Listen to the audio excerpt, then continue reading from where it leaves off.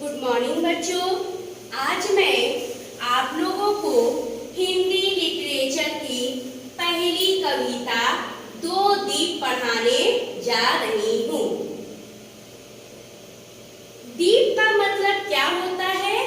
दीप का मतलब होता है दिया या फिर दीपक। और इस दिए या दीपक अर्थात दीप की क्या विशेषता है? इनकी विशेषता यही है कि यह अंधकार को दूर करता है। क्या करता है? यह अंधकार को दूर करता है और उजाला लाता है।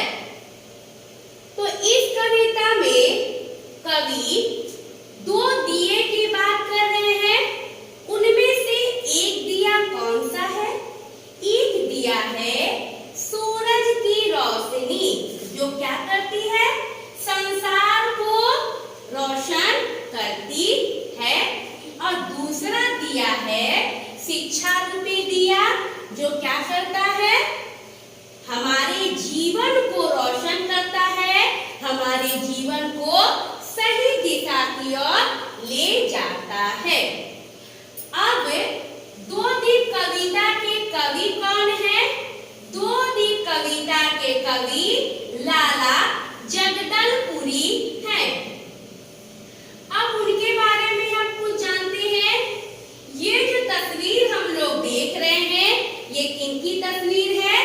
ये तस्वीर है कवि लाला जगदलपुरी की। इन्होंने बहुत सारी रचनाएं रची हैं और इनका जन्म 17 दिसंबर 1920 ईस्वी में हुआ था और इनकी मृत्यु अर्थात निर्धन 14 अगस्त 2013 ईस्वी में हुआ था। इनका हम लोग उपनाम, सबसे पहले मैं बता दूं कि उपनाम मतलब होता है जो उपाधि स्वरूप किसी अच्छे काम के लिए किसी अच्छे सज्जन व्यक्ति को दी जाती है। तो इनका उपनाम क्या है? इनका उपनाम है लाला जगदलपुरी। अब हम इनके द्वारा रचित कुछ पुस्तकों को पढ़ेंगे। इनके द्वारा रचित सबसे प्रमुख पुस्तक क्या है? सज्जन कितना बदल गया है। क्या है? सज्जन कितना बदल गया है। बस्ती यहाँ कहाँ बिछड़ी है, कुछ मुक्तक इन्होंने लिखी है। पुकारा जिन्होंने अरे वे वहम है, प्रश्न ही प्रश्न बियाबान में है। पीड़ा आई पीड़ा के मन, रीते पात्र रह गए रीते, मनुष्यता पहाड़ ही धोती। इनके द्वारा प्रसिद्ध क्या है? पुस्तक है। अब हम लोग आते हैं कविता की ओर। हम लोग पढ़ चुके हैं कि दो दीप कविता किसके द्वारा रचित है, इनके कवि कौन है? तो दो दीप कविता लाला जगदलपुरी द्वारा रचित है। यहाँ दो दिया कौन सा है? एक दिया है सूरज और दूसरा दिया है शिक्षा। दोनों ही दिए का क्या काम है? दोनों ही दिए हमारे जीवन को उजाले से भर देती है। हमारे जीवन में क्या करती है? प्रकाश डालती है, प्रकाश की रोशनी डालती है। तो चलिए पहले पढ़ते हैं पाठ परिचय। जिस प्रकार सूरज की रोशनी संसार को रोशन करती है। हम लोग जानते हैं कि जैसे ही सूरज का उदय होता है, पूरा संसार क्या होता है? रोशन हो जाता है।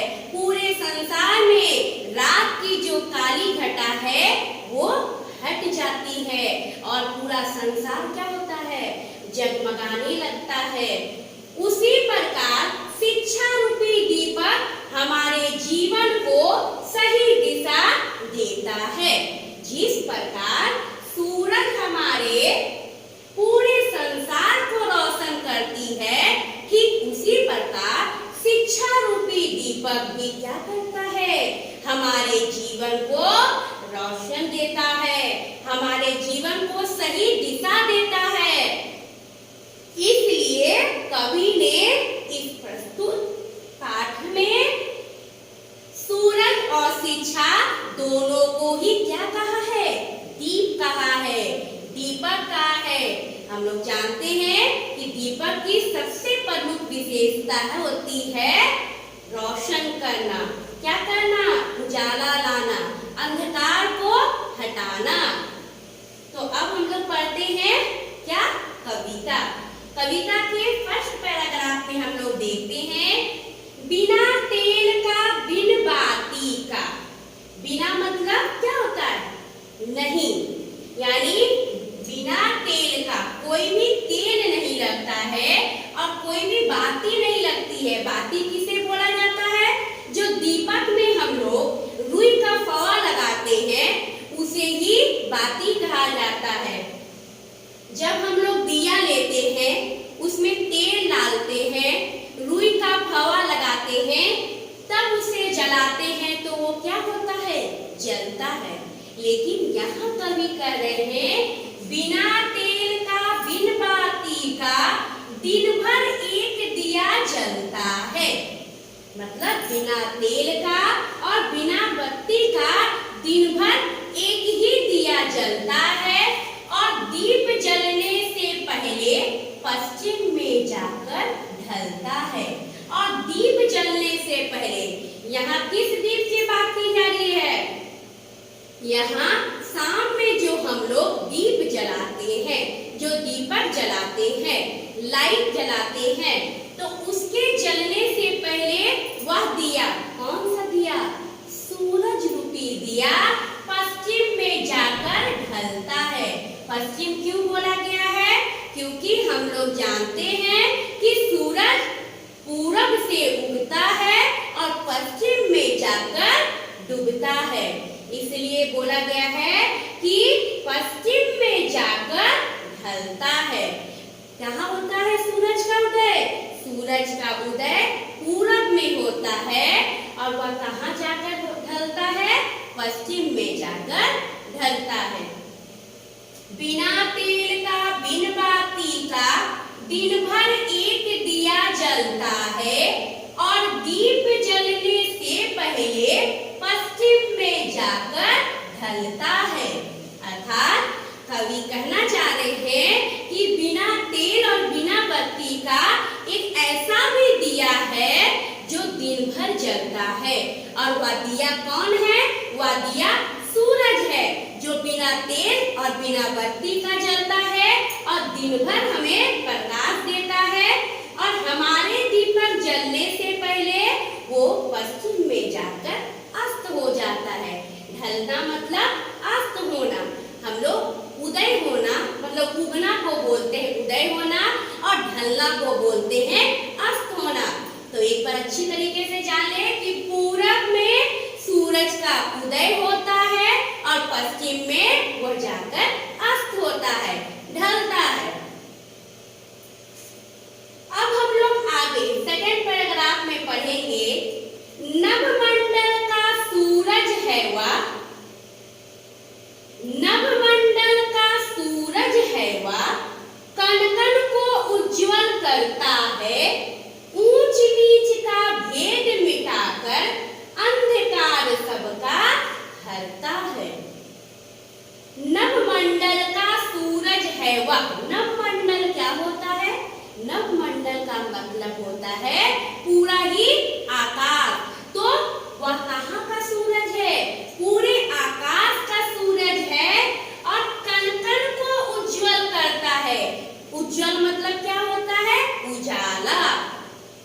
तो वह आकाश का एक ऐसा सूरज है जो पूरे संसार को, संसार के कोने कोने को क्या करता है, उजाले से भर देता है। ऊंच नीच का भेद मिटाकर अंधकार सबका हरता है।